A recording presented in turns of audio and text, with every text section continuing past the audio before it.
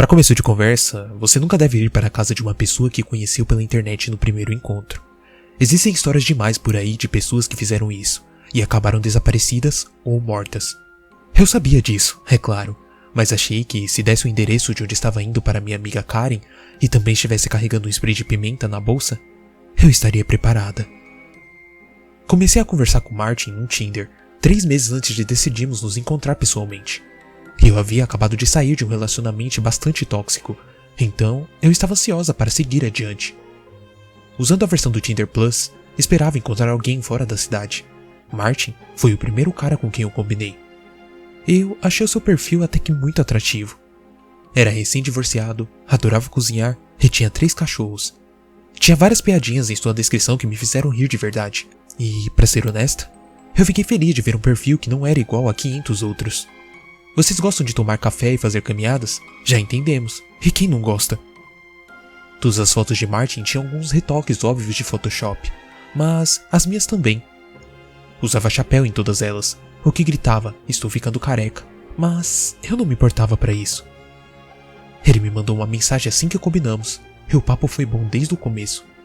Começamos a conversar pelo telefone todas as noites. Seu tom de voz tinha uma entonação meio infantil. Infantil até demais, era uma coisa meio boba, mas eu confesso que eu curtia. Conversávamos longamente sobre nossas vidas, e então o primeiro mau sinal apareceu. Estávamos falando sobre empregos antigos. Bom, eu já fui médico, policial, bombeiro, astronauta. O que pensar, eu já fui. Eu ri. Você é demais. Não, eu tô falando sério.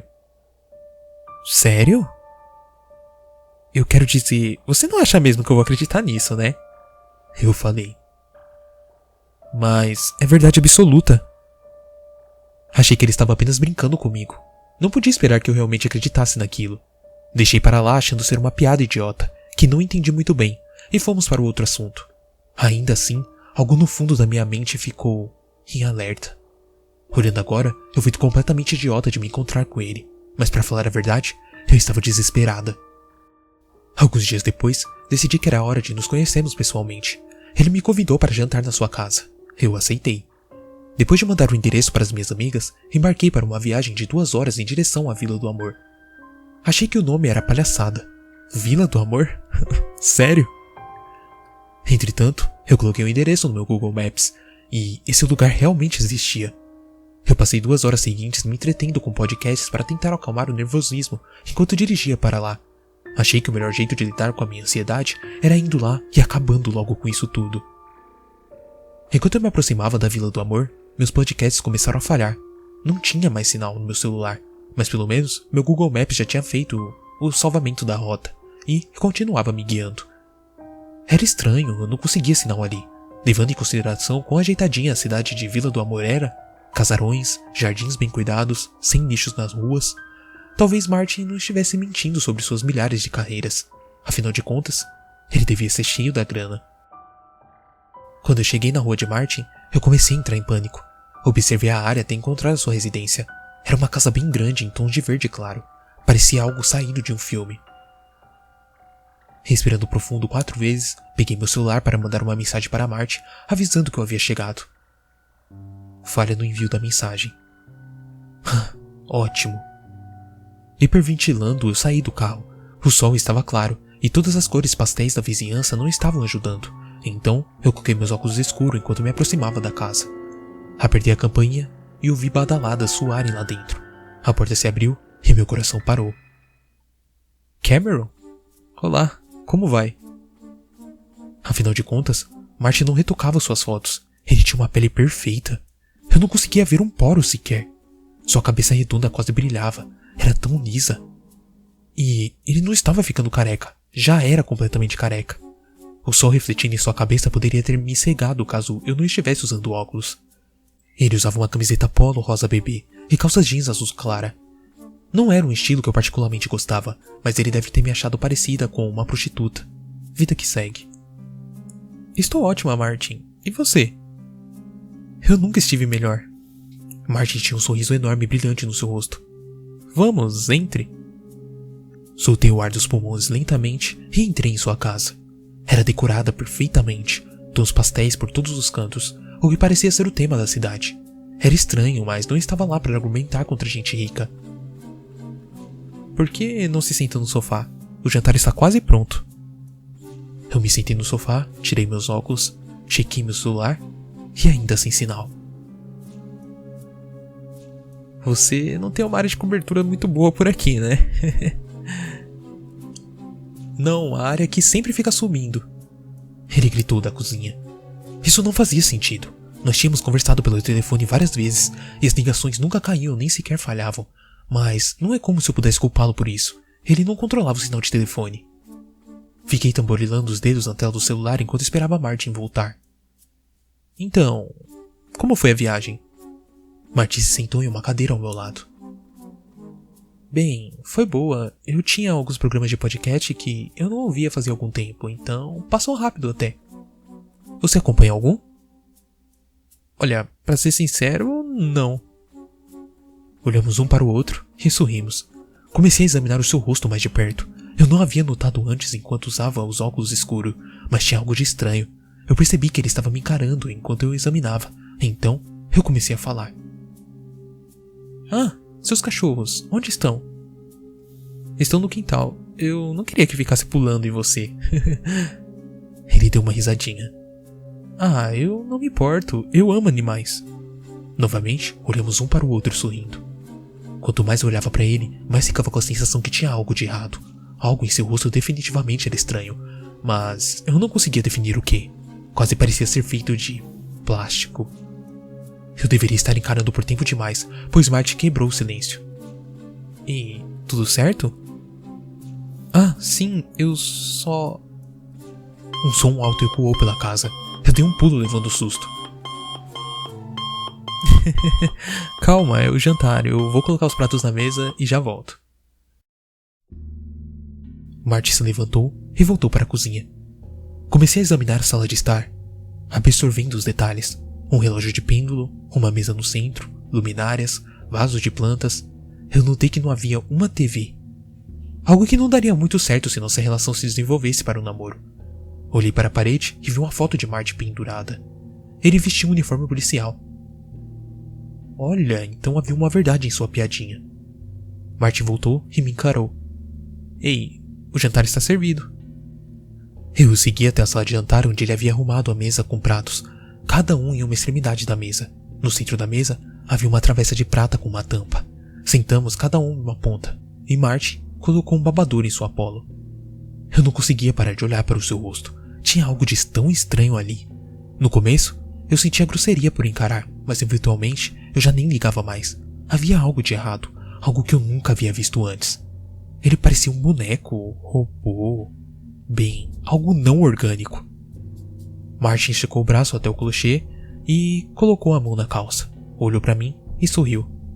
Bom apetite, ele falou. Levantou a tampa e meus olhos se arregalaram. Bife, ervilhas, milho, batata, pizza, frango, hambúrguer, cachorro-quente, macarrão, maçãs, banana, alface, tomate, sorvete, bolo, biscoito, batata frita, tacos, sushi. Tudo isso, tudo feito de plástico. Versões em miniatura. Aqueles encontrados em kits de culinária de brinquedo. Eu comecei a rir. Martin começou a colocar os brinquedos em seu prato. E eu não conseguia parar de rir. Martin também começou a gargalhar. Uma risada muito mais agressiva que a minha. Sua risada era alta e dura. Enquanto o seu riso crescia, o meu diminuía e eu fiquei lá sentada, sem expressão em meu rosto. Mesmo com a risada histérica, não havia lágrimas em seus olhos. Ele parecia um gif curto em loop, de alguém forçando uma risada, apenas repetindo a mesma expressão cômica, de novo e de novo. Finalmente, depois de alguns minutos, desconfortáveis para mim, o seu riso cessou. Essa foi ótima. Ele falou, usando uma faca e um garfo de brinquedo. Esse cara era um psicopata do caralho. Eu precisava ir embora. Onde é o banheiro? Eu perguntei. Eu devia ter saído correndo pela porta. Na última porta ao corredor, ele disse, apontando para uma direção genérica. Sua mão era estranha. Quando colocava em uma certa posição, parecia que ficava daquele jeito por tempo demais. Pedi licença e fui para o banheiro. Era um banheiro pequeno, decorado em tons pastéis. assim como o resto da casa. Eu não conseguia evitar. Eu vomitei no vaso. Era tudo demais pra mim. Depois de várias gorfadas, levantei a cabeça e tentei puxar a descarga. Não funcionava. Ah, foda-se. Eu falei baixinho. Fechei a tampa e fui até a pia para lavar as mãos. Tentei abrir a torneira, mas ela não girava. Que lugar bizarro do caralho é esse? Eu pensei. Olhei para o espelho e fiquei em choque. Não havia reflexo. Era feito de plástico. Eu abri a porta do banheiro e voltei pelo corredor, me afogando em um mar de ansiedade. Sentia como se estivesse prestes a desmaiar. Olhei para as fotos nas paredes e meu coração gelou. Eram todas fotos de Marty. De bombeiro, de médico, de astronauta, professor, corredor de carro de corrida, ator, chefe de cozinha, engraxante e até vestido com a porra de uma faixa presidencial. O cara era louco pra caralho. Eu comecei em direção da porta da frente, mas vi Martin de pé perto de mim, um sorriso enorme no rosto, um sorriso maior do que fisicamente possível alguém dar. Ei, tudo certo? Marty perguntou com os dentes cerrados. Ele estava diferente de antes, ou eu estava alucinando, ou ele estava mudando diante dos meus olhos. Suas sobrancelhas estavam mais grossas, quase como se fossem pintadas. Seus olhos pareciam suavizados, como se o brilho e os detalhes houvessem desaparecido. Eu não respondi. Eu me virei e fui para o outro lado. Fui até o final do corredor, onde havia visto uma porta de correr de vidro. E era vidro de verdade. Eu abri e saí sem pensar para o quintal. No chão haviam 3 cachorros. 3 cachorros de plástico. Minha respiração ficou mais ofegante. Meus olhos encheram de lágrimas. Eu só queria ir para casa. Olhei em volta procurando um jeito de sair de lá. Não tinha saída. Eu me virei de novo para a porta de vidro e Martin estava parado lá. Tudo certo? Ele ainda estava sorrindo. Sua pele plástica brilhava como se estivesse coberta de óleo. Eu gostaria de ir embora. Eu falei com uma expressão de dor. Marty deu um passo em direção da grama. Tudo certo? Não, eu não estou me sentindo muito bem. Eu quero ir para casa. Marty continuou se aproximando. Alarmes apareciam soar da minha cabeça. Peguei o spray de pimenta da bolsa e estiquei em sua direção. Quando ele continuou a se aproximar, eu lancei um jato em seu rosto. Mas isso não parou. Ele continuava a andar na minha direção. Seu rosto mudou para uma expressão de raiva. Seu sorriso parecia literalmente estar apenas de cabeça para baixo. Ele colocou uma mão no meu ombro e eu gritei, dando um soco em sua cara com toda a força do meu ser. A cabeça de Martin caiu. Não caiu simplesmente. Caiu como se eu tivesse dado um murro num boneco. Como se tivesse se desencaixado por pressão. Havia um buraco embaixo da sua cabeça. E no corpo, um pino longo onde devia estar o pescoço. Eu berrei bastante. Seu corpo vagava cegamente procurando a cabeça. O tempo de pensar tinha acabado. Eu corri de volta para casa, direto para a porta. Enquanto saía, eu pude jurar ouvir 3 cachorros latindo. Peguei minhas chaves de dentro da bolsa e entrei no carro o mais rápido possível. Tentei usar o GPS para sair de lá, mas eu não conseguia sinal do 4G. Vaguei com o carro procurando a ajuda de alguém ou placas enquanto eu chorava. Não havia ninguém. Não havia ninguém nas ruas. Finalmente, eu encontrei um posto de gasolina e corri para dentro da lojinha, esperando encontrar algum funcionário. Limpei as lágrimas e entrei na loja de conveniência. Era bem pequena, menor do que qualquer lojinha que eu já tinha visto na vida. Procurei por um caixa ou cliente, mas não tinha ninguém. E enquanto eu olhava ao redor, eu vi itens que normalmente encontraria em qualquer posto de gasolina. Salgadinhos, doces, refrigerantes, cigarros, comidas congeladas. Todos eram adesivos. Toda a prateleira e toda a parede era coberta de adesivos para parecer com aqueles produtos. Novamente, eu saí correndo de lá. Eu não ligava mais. Saí dirigindo feito capeta, fugindo da cruz. Na contramão, por cima de jardins, eu nem ligava. Eu só queria sair daquela vila maldita do amor. Não havia uma alma viva nas ruas. Finalmente, eu reconheci uma estrada e segui por lá. Vários minutos depois, eu consegui sair da cidade para a rodovia. Eu estava em alta velocidade, saindo e voltando para minha pista. Era difícil ver entre as lágrimas contínuas. Eu segui assim por muito tempo, até me acalmar e conseguir estacionar no acostamento. Peguei meu celular esperando conseguir sinal, e finalmente, a bainha estava cheia. Havia 47 mensagens de texto e 52 ligações perdidas de Karen. Ela falou que estava prestes a ligar para a polícia. Eu mandei uma mensagem dizendo que estava bem. Ela havia escrito algo que fez meu estômago se revirar. Ela me disse que o endereço era falso. Falso? Eu respondi a mensagem. Não podia ser. Eu tinha colocado no Google Maps e havia me mandado diretamente até Martin. Não podia ser falso. Eu coloquei o endereço novamente no Google Maps para conferir o que eu tinha certeza. E para minha surpresa, não havia resultados. Meu coração acelerou enquanto recebia aquela novidade. Todas as evidências da existência daquele lugar tinham sumido. Não podia ser irreal. Eu não entendi o que tinha acabado de acontecer comigo. Nada parecia real. Um cara falso e uma cidade falsa. A experiência mais aterrorizante da minha vida. E eu não tinha nenhuma prova do que aconteceu. Eu pensei em voltar para tirar fotos do lugar, para ter uma prova de que não era loucura, mas a ideia de me forçar a reviver aquele pesadelo me deu vontade de vomitar. Eu fechei os olhos e respirei fundo. Acima de tudo, estava feliz por poder voltar para casa, para um lugar onde as coisas fazem sentido. Eu não sei quanto tempo fiquei parada lá, de olhos fechados com as mãos no volante, até que meu celular vibrou no meu colo. Eu desbloqueei a tela, esperando ser uma mensagem de Karen. Era uma mensagem de Marty. A mensagem dizia: muito obrigado por vir aqui. Eu só queria te avisar.